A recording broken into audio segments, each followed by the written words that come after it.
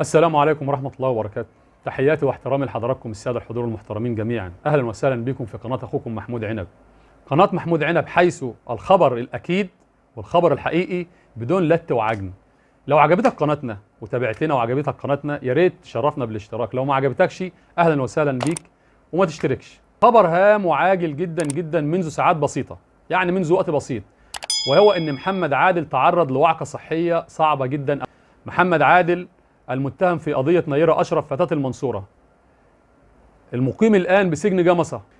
محمد عادل في اضطرابات نفسية بعد الكشف عليه من طبيب المعالج لسجن جمصة، أكد أن محمد عادل عنده اضطرابات نفسية شديدة، وهذا بسبب أنه بدأ يتذكر الحادث الأليم. وطبعا الناس هتقول لي يعني ايه وما كانش مفتكر؟ لو حضراتكم ربطنا يا جماعه بين لقاء والدته في زيارته الاولى، في زيارتها الاولى والاخيره، لان والده محمد عادل زارته مره واحده في السجن بعد زياره اخته وخاله طبعا الاولى.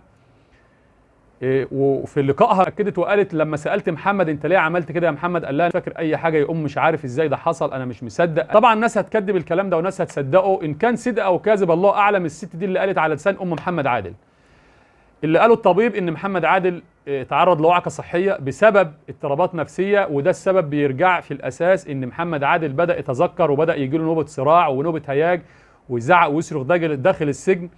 ده اللي عرفته من وقت بسيط جدا أو من ساعات قليلة جدا، وحبيت أطلع أقوله لحضراتكم. وإن هو بدأ يفتكر حاجات من الحادثة، والطبيب قال محمد لازم يتعالج أو لازم يروح لمصحة نفسية أو لازم يروح لمستشفى يتعالج ضروري جدا في الوقت الحالي. ولكن طبعا الموضوع ده بياخد اجراءات كتير، لازم موافقه من النيابه وموافقه من رئيس مصلحه السجون، لان ده طبعا متهم او مسجون، مش اي مسجون يا جماعه، ده متهم بقضيه صعبه.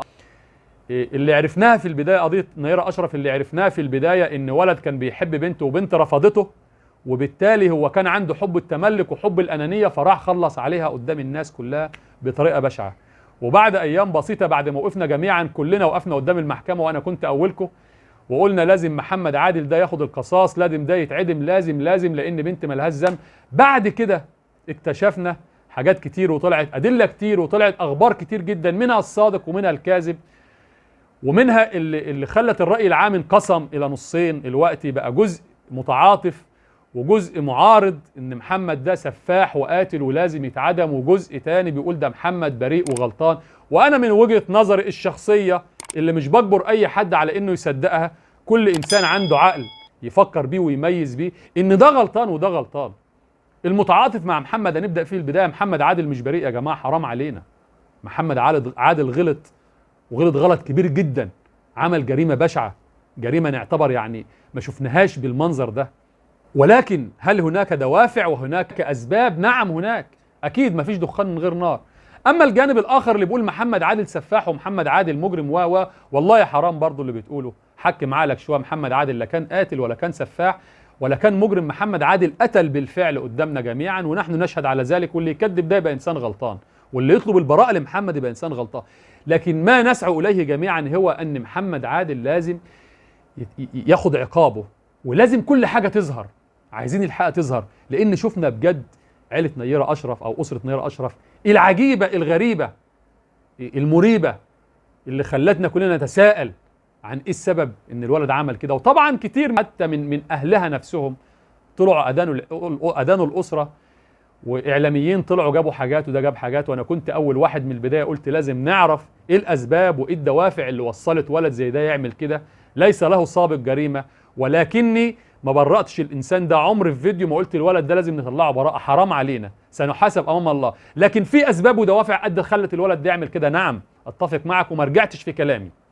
الناس اللي بتقول لي لا والله ما رجعت في كلامي، بس حرام عليا لما أظلم نفسي وأظلمكم الناس اللي بتصدقني أو الناس اللي بتثق في كلامي لما أقول لكم محمد يطلع براءة. حرام، محمد لازم ياخد عقابه، وإحنا كلنا جميعا عندنا ثقة في القضاء المصري. محمد عادل هيتحاكم بالعدل والحق اللي يستاهله إن شاء رب العالمين، وده أمر الله. لازم إن كان ورا محمد أسباب ودوافع عملته كده لازم نعرفها جميعا. الناس اللي بتقول لي أنت ليه مش بتخرج كتير في الفترة اللي فاتت عايزينك تتكلم معانا، ببساطة يا جماعة أنا مش حابب اللي بيحصل، أنا مش راضيني اللي بيحصل، مش راضيني من ده ومن ده. اللي بيطالب لمحمد البراءة مش عاجبني، والله حرام عليك. واللي بيطالب إن محمد مجرم وسفاح وأسرته، ده بأسرته ذنبها إيه؟ سمعت ست طلعت تتكلم على احد القنوات بتقول ده محمد اسرته ان شاء الله يشوفوا في اخواته واخواته يجرى لهم نفس اللي حصل. طب اخواته ذنبهم ايه؟ حرام علينا. اخواته البنات ذنبهم ايه؟ والدته ذنبها ايه؟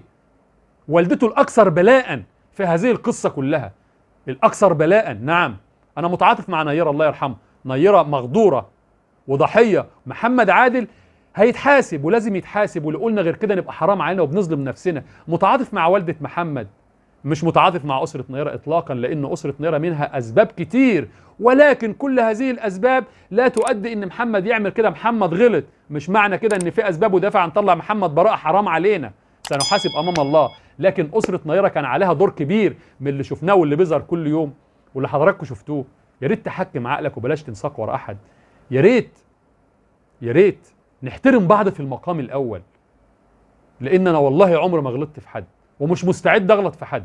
ده الخبر اللي معايا النهارده وحبيت اطلع اقول لكم عليه، واعذروني معلش مش قادر اطلع معاكم كل يوم اضيع وقتي ووقتكم واكون ضلالي والعب بيكم وعشان المشاهدات وعشان الناس اللي بتقول لي انت بتعمل عشان المشاهدات. والله ربنا اعلم، وانت شوف يا اخي انا مش بطلع هرتل كتير واعمل بسات عشان مشاهدات. الله الغني من دي فلوس هتجيني من ورا دي قصه. فاعذروني ان انا مش بطلع كل يوم عشان ما فيش شيء جديد. الجديد ان محمد عادل وقت الخبر ده منذ ساعات قليله جدا، وممكن حضراتكم في ناس مش هتصدقني تقول ما شفناش الكلام ده. طولوا بالكم بعد وقت بسيط هتلاقوا الخبر ده مال الدنيا. والخبر الثاني برضو اللي ذاع منذ يوم او من يومين تقريبا، ان هو المحامي اشرف نبيل اللي كان قبل كده ناس كتير بتناديه وبتناشده ان هو يطلع يدافع عن محمد عادل مجانا. طبعا الراجل ده رفض، قال مش هدافع، وطلب 3 مليون جنيه. وفي اسره اتطوعت او اتبرعت ب 3 مليون جنيه في سبيل ان الراجل ده يطلع يدافع عن محمد عادل. وبالفعل تولى القضيه المستشار اشرف نبيل. واشرف نبيل ده بالمناسبه من احد تلاميذ الاستاذ فريد الديب او المستشار فريد الديب المحامي. وعلى فكره يا جماعه اشرف نبيل ده مش حد سهل. اشرف نبيل ده محامي مخضرم جدا، مش زي بعض المحامين اللي بتشوفهم طالعين يهرتلوا كل يوم والتاني يقولوا اي كلام. راجل ده له بصمه كبيره جدا، ومن زمان كان له بصمه كبيره جدا في قواضي كتير، نجى متهمين كتير من حبل المشنقه. ولكن ده مش معنى كده ان هو بيقول لكم ان هو يطلع محمد عادل. النقد حاليا الناس اللي بتسال عن النقد يتقدم فعلا، ولكن لسه في مرحله المناقشه، لسه ما تردش عليه بالرفض او القبول حتى الان، عشان بس ما حدش يلعب بيكم كل شويه بافكاركم. النقد اتقدم فعلا، ولكن لسه حتى الان ما تردش عليه.